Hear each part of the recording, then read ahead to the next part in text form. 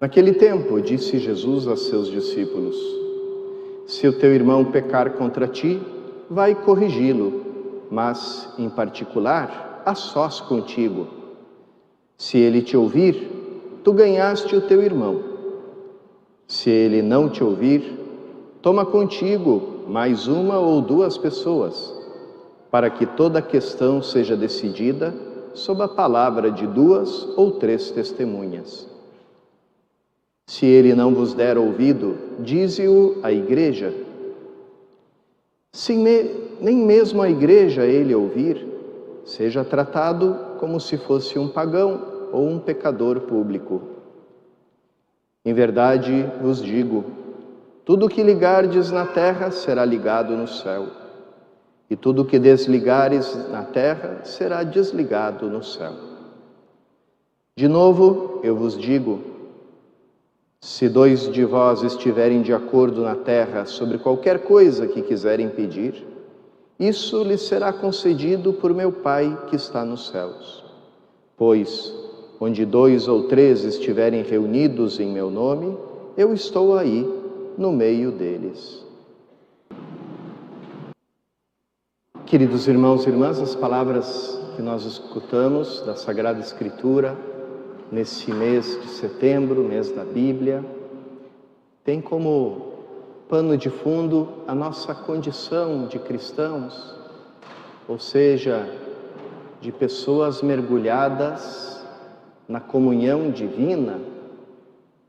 Quando nós recebemos o mergulho que nos deu a vida nova, que matou afogado o velho homem, a velha criatura, e nos deu a vida nova em Cristo, a vida indestrutível em Cristo, nós entramos numa comunhão misteriosa, essa mesma comunhão que existe no coração de Deus. O Pai que ama o Filho e lhe entrega tudo, o Filho que ama o Pai e entrega tudo ao Pai. O amor de doação e de entrega total do Pai ao Filho, do Filho ao Pai, que constitui a pessoa misteriosa e maravilhosa do Espírito Santo. É justamente nessa comunhão que nós fomos mergulhados, quando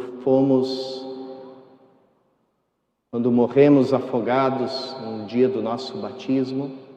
Ali ficou sepultado nas águas o homem como indivíduo. Ali morreu para nós o individualismo e nasceu a nova criatura em Cristo, que tem tudo em comum com Ele. E isso nos faz viver da forma própria que constitui a vida divina, a forma da comunhão. É aqui onde a gente encontra o sentido das palavras que a gente escutou.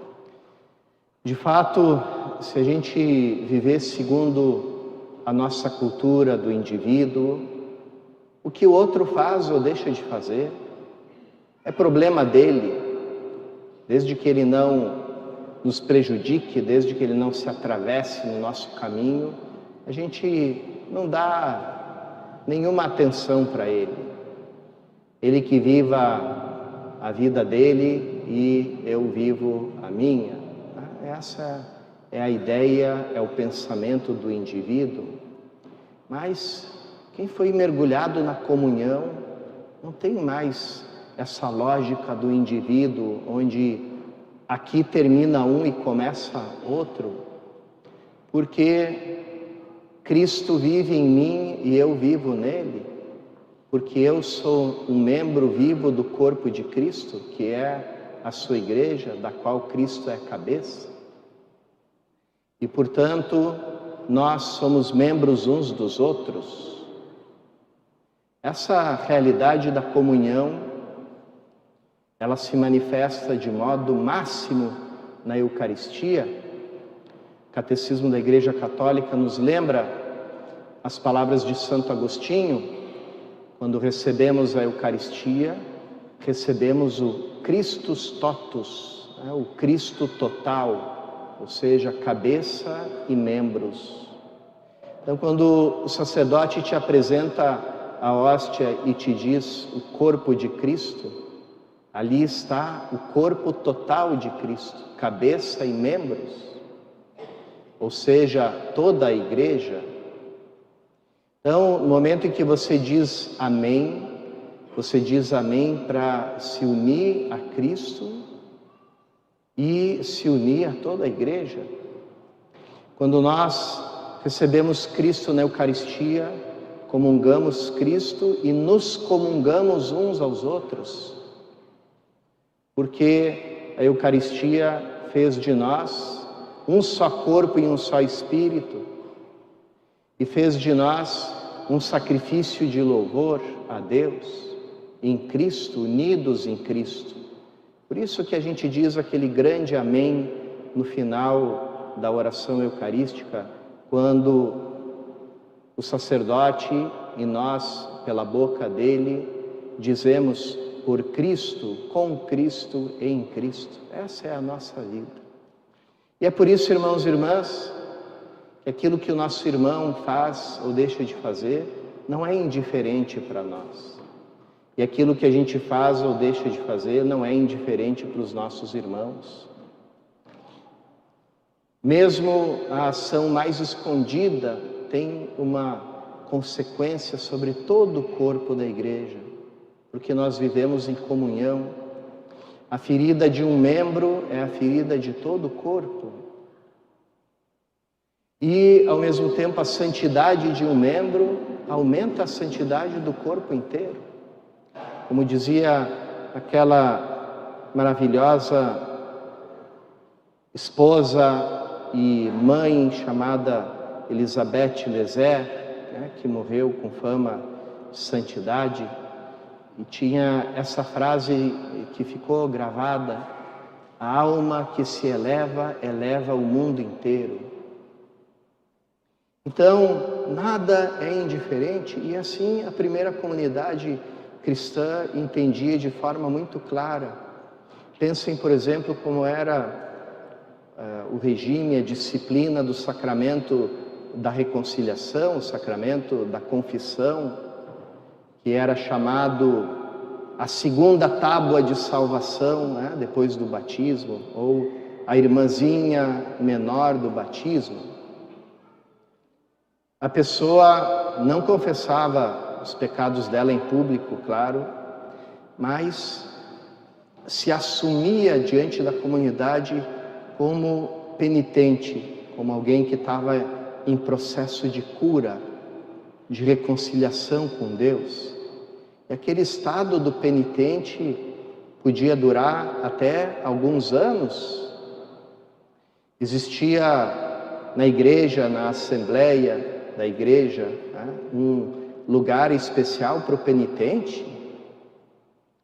E assim toda a comunidade entendia que se alguém pecava era porque toda a comunidade estava doente, precisava rezar por esse irmão, precisava ajudar ele a se restaurar, a se curar, porque assim era a comunidade toda que estava sendo curada.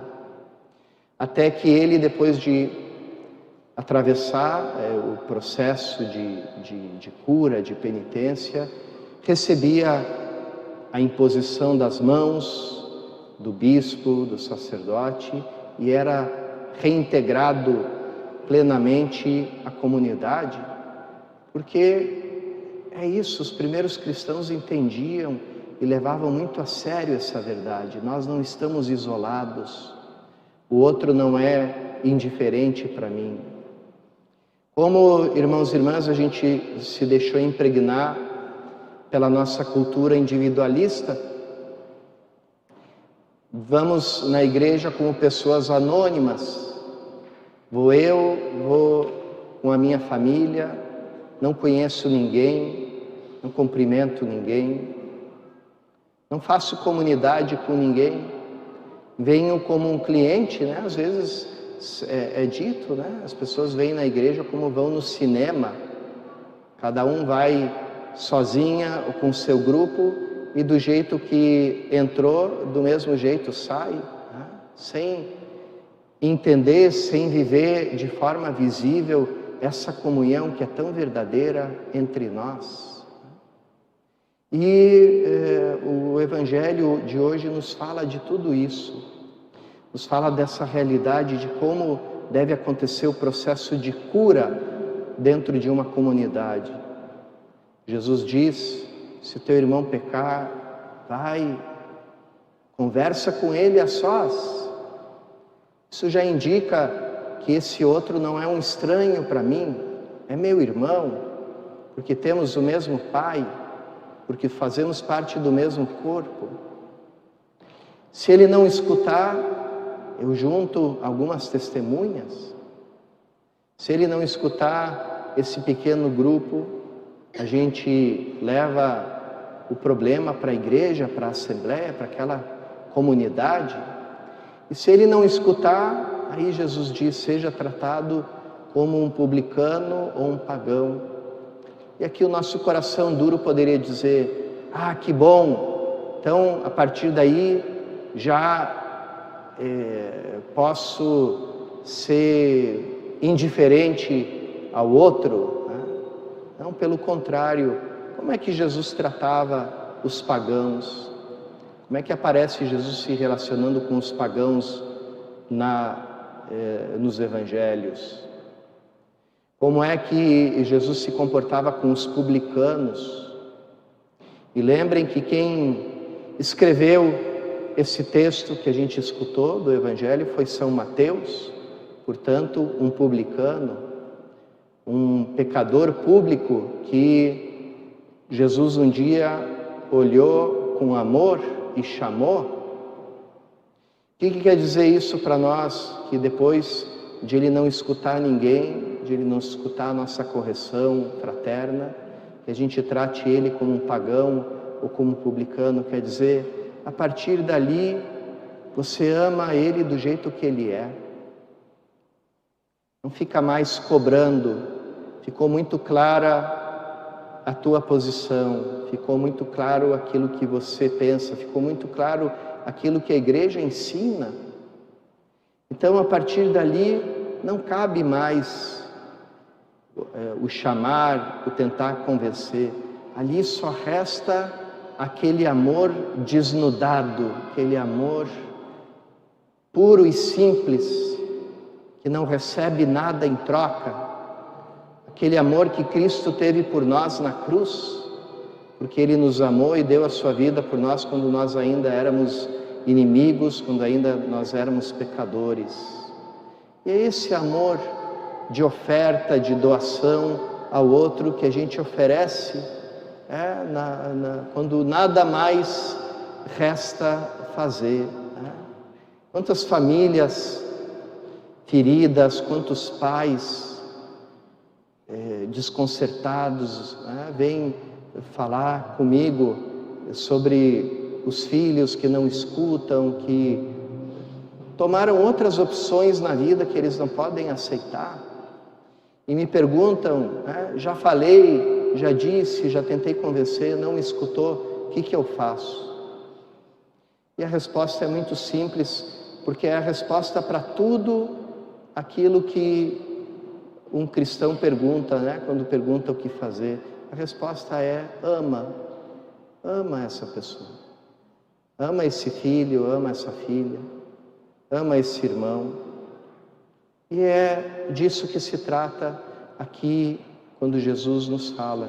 Então, irmãos e irmãs, quando nós formos receber o sacramento da Eucaristia nessa missa, vamos lembrar disso, que nós estamos entrando em comunhão com toda a igreja, essa comunhão para a qual nós fomos reunidos, a comunhão do Pai, do Filho e do Espírito Santo, nos tornando um só corpo, fazendo com que a gente viva não de forma indiferente ao outro, que Deus não tenha a nos dizer nenhuma palavra porque fomos omissos, porque calamos a verdade, porque deixamos de falar aquilo que incomodava, que doía, mas que também curava, porque faltar com a verdade é faltar com o amor.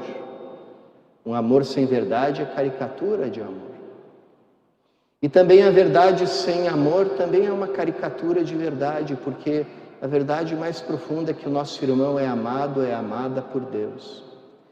Vamos pedir então essa graça na Eucaristia, de viver na comunhão, de restaurar a comunhão, de nos curar como comunidade, como igreja, para que a gente possa viver plenamente a graça que nós recebemos no dia do nosso batismo.